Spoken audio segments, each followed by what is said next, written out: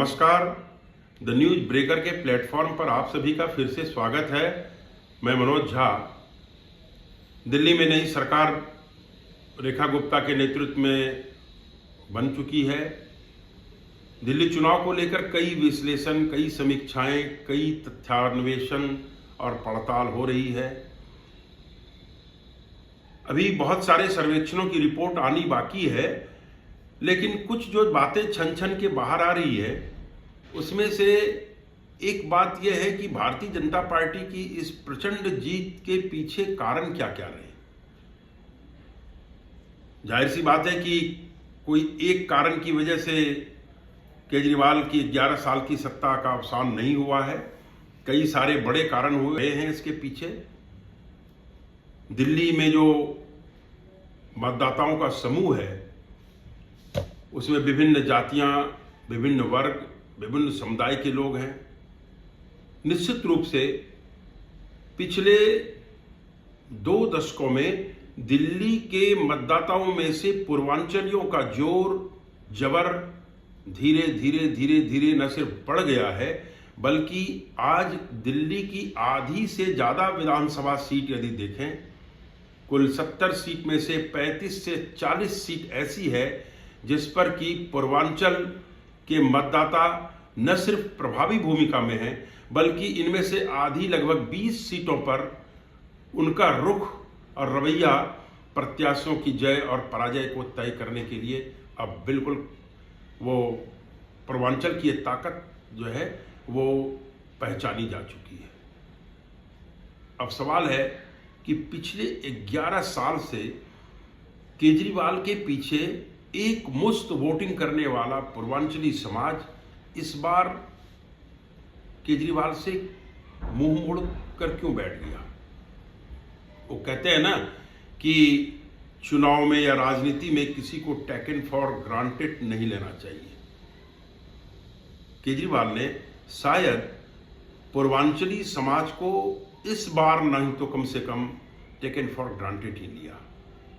याद करिए, महाराष्ट्र के चुनाव में मराठा वोटर जो था उसको लेकर शरद पवार और कांग्रेस के नाना पटोले बड़े बड़े दावे करते थे। उद्धव ठाकरे, नाना पटोले और शरद पवार, ऐसा प्रतीत होता था इन तीनों पार्टियों के नेताओं के बयान से कि मराठा समुदाय जो है उनकी मुट्ठी में है। लेकिन मराठाओं ने किस तरह इन तीनों दलों को चुनाव में पटकनी दी, ये सबके सामने है। कुछ वही किस्सा दिल्ली में पूर्वांचली समाज ने केजरीवाल के साथ किया। केजरीवाल को पिछले 3 चुनाव से एक मुश्त समर्थन दे रहे पूर्वांचली समाज को केजरीवाल ने कभी भी शायद अपने दिल के करीब तो नहीं ही रखा। ऐसा मैं इसलिए कह रहा हूं कि आए दिन केजरीवाल के मुंह से ऐसी कोई ना कोई टिप्पणी निकलती थी जो पूर्वांचलियों के आत्म स्वाभिमान पर चोट पहुंचाती थी। मैं बहुत पीछे की बात नहीं करूंगा। कोरोना में किस तरह पूर्वांचली समाज के लोगों को आम आदमी पार्टी की सरकार ने दिल्ली से धक्के देकर बाहर निकाला, जबरन भेजा। जिसको बस नहीं मिली वो हजार किलोमीटर तक गाजीपुर, देवरिया, गोरखपुर, सिवान, गोपालगंज, बक्सर, बलिया, इन तमाम जिलों में उत्तर प्रदेश और बिहार के जो लगते हुए पूर्वांचल के जितने इलाके हैं, वहाँ के मजदूरों की, वहाँ के कामगारों की, वहाँ के तमाम लोगों की कोरोना में क्या दुर्गति हुई थी, ये पूरी दुनिया ने देखा था कि किस तरह से दिल्ली की सीमा से उन्हें जबरन बाहर निकाला गया और फिर दिल्ली सीमा के बाहर जिनको बस मिली ठीक, नहीं तो उनको पैदल मार्च के लिए 800 किलोमीटर, 1200 किलोमीटर तक पैदल यात्राएं करनी पड़ी। जो यहाँ बच गए, रह गए, उनको ऑक्सीजन की कमी और अस्पतालों की दुरावस्था में किस तरह जान गंवानी पड़ी, दर की ठोकरें खानी पड़ी। ये सब मोटे तौर पर अब ये 4 साल पुराना किस्सा है, इसलिए मैं इस पर डिटेल पे नहीं जाके इस चुनाव की बात करूंगा। याद करिए कि नई दिल्ली विधानसभा सीट से अरविंद केजरीवाल प्रत्याशी थे। नामांकन दाखिल करने के बाद वो चुनाव आयोग मिलने गए। चुनाव आयोग से उन्होंने शिकायत की कि पूर्वांचलियों को भाजपा यहां से ढो ढो के ला रही है पूर्वांचलियों को, और यहां जबरन मतदाता सूची में उनके नाम जोड़े जा रहे हैं। यह निश्चित रूप से पूर्वांचलियों के आत्म स्वाभिमान पर एक ठेस थी, चोट थी। पूर्वांचली किसी के कहे पे दिल्ली थोड़ी ना आते हैं, वो रोजगार की तलाश में, एक अच्छी जिंदगी की तलाश में दिल्ली आते हैं। बेशक उनमें ज़्यादातर कामगार हैं, लेकिन शायद अरविंद केजरीवाल को यह मुगालता हो गया कि इन कामगारों का शायद आत्म स्वाभिमान कुछ नहीं होता है। और इससे पहले अरविंद केजरीवाल ने एक और विवादास्पद टिप्पणी की थी। उसने भी पूर्वांचली समाज को बहुत आहत किया था। उन्होंने कहा था कि 500 रुपये में टिकट कटा के लोग दिल्ली चले आते हैं और यहाँ 5 लाख का इलाज कराते हैं। यह भी पूर्वांचलियों पर सीधी चोट थी। पूर्वांचलियों के इस जख्म पर निश्चित रूप से इस बार भाजपा ने न सिर्फ मरहम लगाने का काम किया, बल्कि पूर्वांचली समाज में जाके इस बार भाजपा ने जिस तरह से छोटी छोटी बैठकें की, झुग्गी बस्तियों में बैठकें की, संघ और भाजपा की जो सांगठनिक इकाइयां थीं जितनी, उनने बहुत मेहनत की पूर्वांचलियों पर और आखिरकार चुनाव में उसका नतीजा सामने आया। इस बार 12 सीटों पर पूर्वांचलियों को आम आदमी पार्टी ने टिकट दिए थे, लेकिन जीते सिर्फ 3, गोपाल राय, संजीव झा और अनिल झा। एक किलाड़ी से, एक बुराड़ी से और एक बाबरपुर से। बाकी पूरी दिल्ली में आम आदमी पार्टी का सफाया हो गया, पूर्वांचली समाज की दृष्टि से मैं कह रहा हूं। इतना ही नहीं, पूर्वांचलियों ने अपनी प्रभाव वाली सीटों के अलावा उन सीटों पर भी भाजपा को दोनों हाथ से वोट दिए जिनमें उनकी संख्या लगभग 30% तक मानी जाती है। उदाहरण के तौर पर शालीमार बाग, जहां की मुख्यमंत्री रेखा गुप्ता खुद कैंडिडेट थी, वहां पूर्वांचलियों का बहुत बड़ा मतदाता समूह है। पूर्वांचलियों जब बक्से खुले तो पूर्वांचलियों के वोट एक तरफा भाजपा को मिले। भाजपा पूर्वांचल मोर्चा दिल्ली प्रदेश के अध्यक्ष जो हैं संतोष ओझा ने बातचीत में कहा कि पूर्वांचलियों का वोट 80 to 87% डिफरेंट सीट पर 80 से 87% तक वोट भारतीय जनता पार्टी को इस बार मिले हैं। निश्चित रूप से पूर्वांचलियों के इस एक मुश्त समर्थन ने कमाल दिखाया और भाजपा को रिकॉर्ड तोड़ जीत नसीब हुई। सवाल है कि पूर्वांचलियों के इस समर्पण, भाजपा के प्रति ये जो इनका इस बार समर्थन और समर्पण दिखा, उसके पीछे क्या क्या कारण रहे। एक तो मैंने जैसे पहले बताया कि दिल्ली प्रदेश भाजपा जो है उसके कई अनुषांगिक संगठन जो कि पूर्वांचली, जैसे कि पूर्वांचल मोर्चा, उसके अध्यक्ष खुद संतोष ओझा जी हैं, उनकी बहुत मेहनत सामने आई।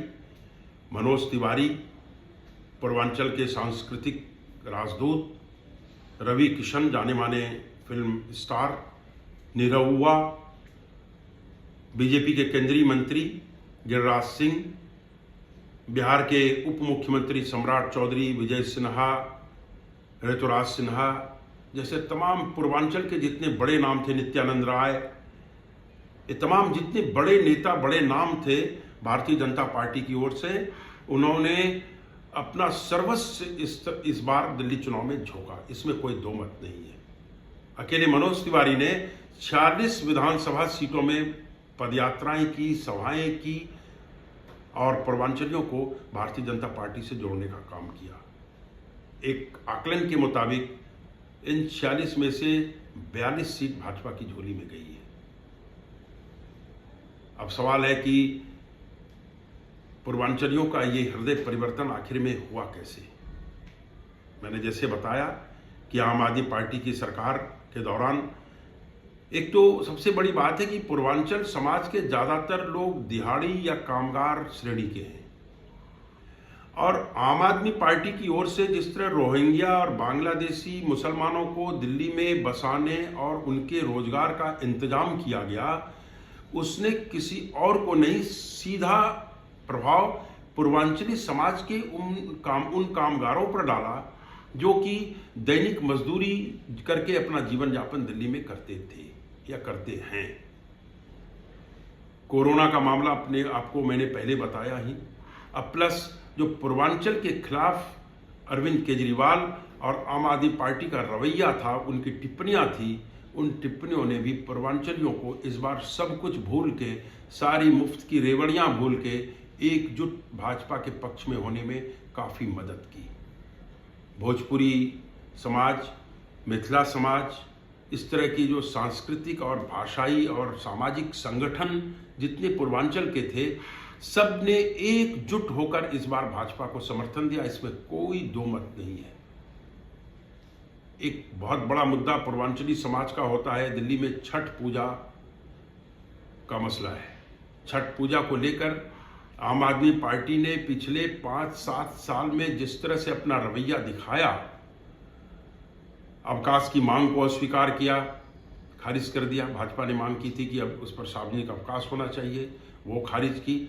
और यमुना के किनारे जो छठ के आयोजन की व्यवस्था है, उस व्यवस्था में जिस तरह से हीरा हवाली की गई आम आदमी पार्टी की सरकार की ओर से, उसने पूर्वांचली समाज की आध्यात्मिक और धार्मिक चेतना को भी कहीं ना कहीं से जागृत किया। निश्चित रूप से इन सब का मिला जुला योगदान ऐसा बना कि एक पूर्वांचल समाज से लहर उठी और आम आदमी पार्टी का सुपड़ा साफ कर दिया। दिल्ली में 20 से 24% आबादी पूर्वांचल समाज, मतलब आप समझिए कि पूरी दिल्ली की 1/4 आबादी पूर्वांचली समाज की है। कई लोगों का मानना है कि जनसंख्या में इससे ज्यादा अनुपात चला गया है। कई सीटों पर पूर्वांचली 45% तक है। आप यदि 20 सीट नहीं माने तो 18-17 सीटों पर तो 40% प्लस पूर्वांचली है। और बाकी सीटों पर, जैसे मैंने शालीमार बाग का उदाहरण दिया, उस पर भी 30% तक पूर्वांचली है। पूर्वांचलियों ने एक ऐसा कमाल दिखाया। मैं आपको इस चर्चा को विराम देने के पहले एक आधा उदाहरण पेश करना चाहूंगा। दिल्ली में एक संगम विहार की सीट है, वहां भारतीय जनता पार्टी के चंदन चौधरी कैंडिडेट थे। चंदन चौधरी 344 वोटों से, मात्र 344 वोटों से जीते हैं। आप पूछेंगे कि ये कमाल कैसे हुआ?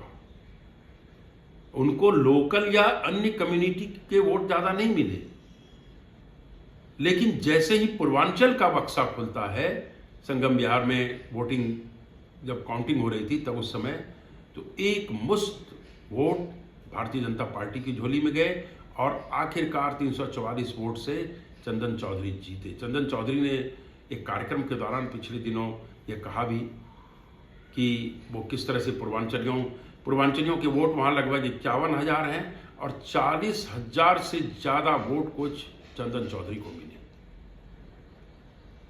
तो कहने का मतलब है कि भारतीय जनता पार्टी की इस प्रचंड जीत में पूर्वांचली समाज का न सिर्फ बढ़ चढ़कर योगदान है, बल्कि जो इतने लंबे अंतराल के बाद भाजपा की यहां सत्ता में वापसी हुई है दिल्ली में, उसमें यदि सबसे बड़ा योगदान किसी का है तो वो पूर्वांचली समाज का है। इसमें किसी को इनकार नहीं है। खुद रेखा गुप्ता जी पिछले दिनों प्रदेश भाजपा मुख्यालय में आई और उन्होंने पूर्वांचली समाज का धन्यवाद किया, उसको सलाम किया और उन्होंने मंच से पूर्वांचली समाज की भारतीय जनता पार्टी के पक्ष में जिस तरह से समर्थन देखने को मिला, उसके लिए उन्होंने कहा जय पूर्वांचल।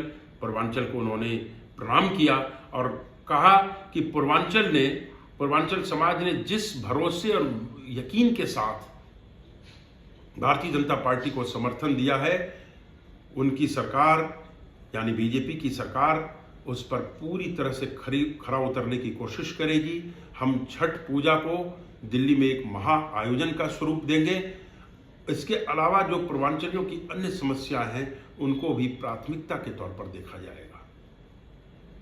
आने वाला समय बताएगा कि पूर्वांचलियों ने जिस तरह से भारतीय जनता पार्टी को इस चुनाव में समर्थन दिया है, रिटर्न गिफ्ट के तौर पर रेखा गुप्ता की सरकार, भारतीय जनता पार्टी पूर्वांचल समाज को क्या क्या तोहफे देती है, क्या क्या इनाम देती है, किस तरह से कृतज्ञता का ज्ञापन करती है सरकार, यह आने वाला वक्त बताएगा। फिलहाल पूर्वांचली समाज जिस तरह से एकजुट होकर भारतीय जनता के पार्टी के पीछे दिल्ली में आ खड़ी हुई है, उसका निश्चित रूप से आप ये तय मानिए कि आने वाले बिहार विधानसभा चुनाव में उसका काफ़ी जोर और असर देखने को मिलेगा और दिल्ली से उठी हुई ये बदलाव की हवा बिहार तक पहुंचेगी और वहां नीतीश कुमार की अगुवाई में राष्ट्रीय जनतांत्रिक गठबंधन यानी एनडीए की जो सरकार है उसको शायद मजबूती देने में पूर्वांचल समाज आगे बढ़कर आपको, पूर्वांचल समाज तो खैर वहाँ क्या है, वहाँ तो सारे लोग मूल निवासी हैं, लेकिन दिल्ली का जो प्रभाव है वहाँ के मनोमिजाज पर निश्चित रूप से वो देखने को आपको मिलेगा। यह वीडियो आपको कैसा लगा, आप अपनी राय कमेंट बॉक्स में लिखिएगा। यदि आपको वीडियो अच्छा लगा तो इस चैनल को सब्सक्राइब जरूर करिएगा। आप लोग सब्सक्राइब करने में थोड़ी कंजूसी कर रहे हैं। बाकी यदि ये वीडियो आपको पसंद आया हो तो अपने मित्रों से, अपने परिजनों से इसे शेयर भी करिएगा। फिर हम किसी ऐसे मुद्दे के साथ आपसे मिलेंगे। तब तक के लिए नमस्कार, आप सभी का धन्यवाद।